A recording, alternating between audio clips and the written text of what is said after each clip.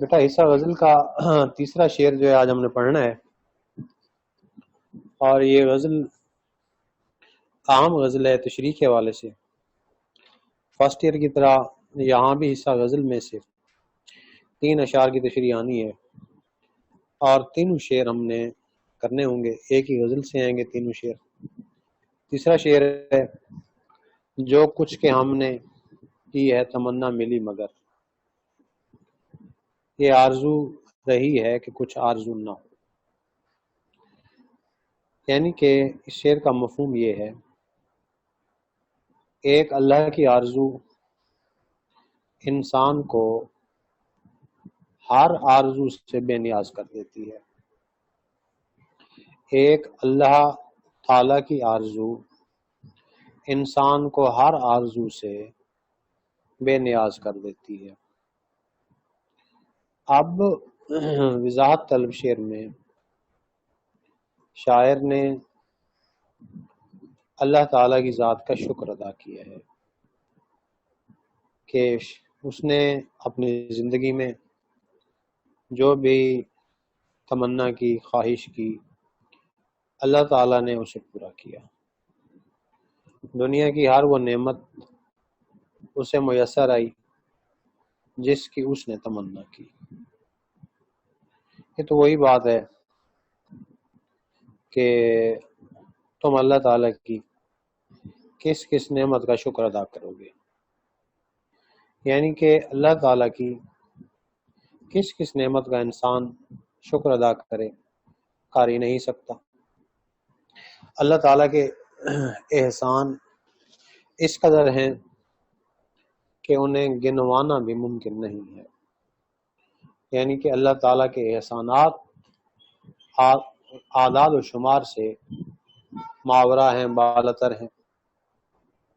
اللہ تعالیٰ ہماری ان تمام تمناؤں کو پورا کرتا ہے جو ہم دعا کی شکل میں مانگتے ہیں، اور جو ہم اللہ تعالیٰ سے نہیں مانگتے، یعنی کہ وہ ہماری طلب سے بھی کہیں زیادہ ہمیں عطا کرتا ہے، دیتا ہے۔ امیر مینائی کا ایک شعر تھا، امیر مینائی فرماتے ہیں، وہ خوب جانتا ہے جو ہے میری آرزو، وہ خوب جانتا ہے جو ہے میری آرزو۔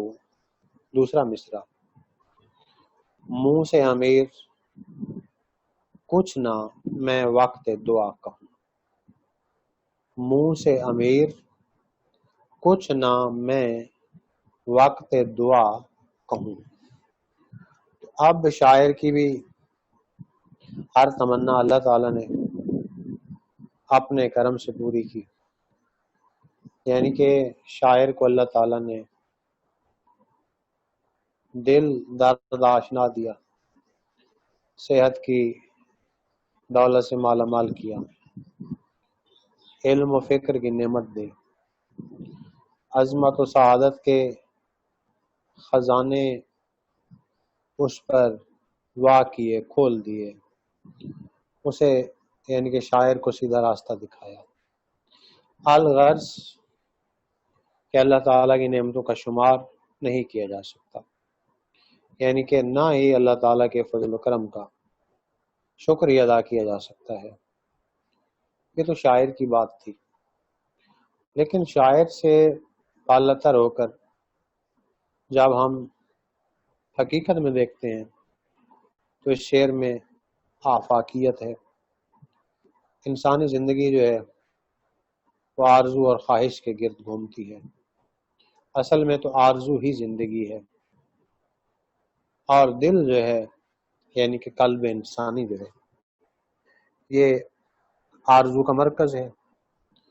اگر یہ خواہش، یہ تمنا، یہ آرزو نہ ہو تو زندگی ایک ایسا لفظ ہے جس کی کوئی حیثیت نہیں، بےمانی ہے۔ اگر خواہش نہیں ہے تو زندگی ایک ایسا پھول ہے جو بے بو ہے۔ یعنی کہ خواہش، تمنا اور زندگی ہی سے انسان نے ترقی کی ہے، یعنی کہ یہ جستجو، یہ خوب سے خوب تر کی آرزو، یہ خواہش، یہ تمنا آج انسان کو غاروں سے نکال کر محلات تک لے آئی ہے، جانوروں کی سواری ترک کر کے فضاؤں میں اڑنا سکھا دیا ہے۔ یعنی کہ یہ انسان کی خواہشیں تھی، اب ذہن کو تو حسن خیال چاہیے اور دل کو پرتاؤ جمال چاہیے۔ غالب فرماتے ہیں ہزاروں خواہشیں ایسی ہیں کہ ہر خواہش پہ دم نکلے، بہت نکلے میرے ارماں لیکن پھر بھی کم نکلے۔ اب شاعر کی تو ہر آرزو خواہش پوری ہوئی، اب اس کی ایک ہی آرزو ہے، ایک ہی تمنا ہے، ایک ہی خواہش ہے کہ اس کے دل میں کوئی آرزو نہ ہو۔ یعنی کہ یہ آرزو اس وقت پوری ہو سکتی ہے جب آرزوؤں کو پورا کرنے والا دل میں سما جائے۔ تو آرزوؤں کو پورا کرنے والا یعنی کہ اللہ تعالیٰ دل میں اس وقت سما سکتا ہے کہ جب شاعر یا انسان ہر دنیاوی تمنا کو دل سے نکال دے گا۔ اگر دل میں کوئی اور چاہت موجود ہوگی تو وہ ذات حقیقی دل میں نہیں سما سکتی۔ خواجہ میر درد خود ہی فرماتے ہیں تمنا ہے تیری اگر ہے تمنا، تمنا ہے تیری اگر ہے تمنا، دوسرا مصرع ہے تیری آرزو ہے اگر آرزو ہے۔ اب جب انسان کی ہر تمنا، ہر خواہش پوری ہو جائے یا رخصت ہو جائے تو پھر ایک ہی تمنا باقی ہوتی ہے، وہ یہ کہ محبوب حقیقی مل جائے، انسان کی یا ایک اللہ والے کی یا ایک شاعر کی یا خواجہ میر درد کی۔ سب سے بڑی آرزو یہی ہے کہ اس ایک آرزو کے پورا ہو جانے کے بعد اس کی کوئی آرزو باقی نہیں رہے گی۔ یعنی کہ اللہ تعالیٰ کے چاہنے والوں کی سب سے بڑی چاہت یہی ہوتی ہے، وہی بات ہے، شعر بڑا اچھا، ہر تمنا دل سے رخصت ہو گئی، ہر تمنا دل سے رخصت ہو گئی، اب تو آ جا، اب تو آ جا، اب تو خلوت ہو گئی۔ یعنی کہ دل جو ہے اب ہر ایک چیز سے خالی ہے، ہر تمنا دل سے رخصت ہو گئی، اب تو آ جا، اب تو خلوت ہو گئی۔ اب یعنی کہ دل میں اللہ تعالیٰ کی، اللہ تعالیٰ کے جلوے کی، اللہ تعالیٰ کی محبت کی آرزو ہوتی ہے، خواہش ہوتی ہے، تمنا ہوتی ہے۔ یعنی کہ مانگنے والے اللہ تعالیٰ سے آرزوؤں کی تکمیل کی دعا کم کرتے ہیں اور بس ایک ہی دعا زیادہ مانگتے ہیں کہ اے اللہ ایک ایسا دل دے دے جو دل بے مقصد ہو، بے خواہش ہو، دنیاوی خواہشوں سے چھٹکارا پانے والا ہو، صرف اس میں تیری ہی تمنا باقی ہو، تیری ہی تمنا اس میں باقی رہ جائے۔ تو اب جب اللہ کی آرزو دل میں آ جائے گی، جب دل کے خلوت خانے میں ایک اللہ ہی ہوگا تو ہر آرزو جو ہے وہ کافور ہو جائے گی، خوشبو بن جائے گی۔ جس طرح آفتاب کی تیز روشنی میں آسمان پر ستارے محو ہو جاتے ہیں، غائب ہو جاتے ہیں، وہی تو حاصل آرزو ہے۔ اس کے مل جانے کے بعد دست دعا کسی اور آرزو کے لیے اٹھا ہی نہیں کرتے۔